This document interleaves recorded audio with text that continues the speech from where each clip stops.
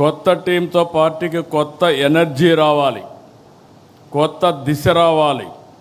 కార్యకర్తే అధినేత అనేది కేవలం స్లోగన్ కాదు, ఇది మన సిద్ధాంతం.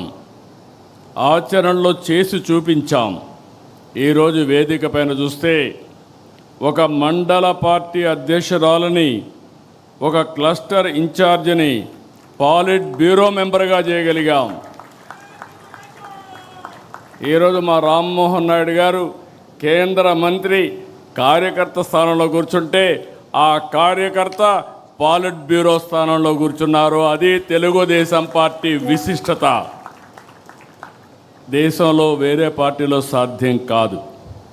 That is Telugu Desam. ఏదైతే చెప్పామో దాన్ని నిరూపించుకుంటున్నాం.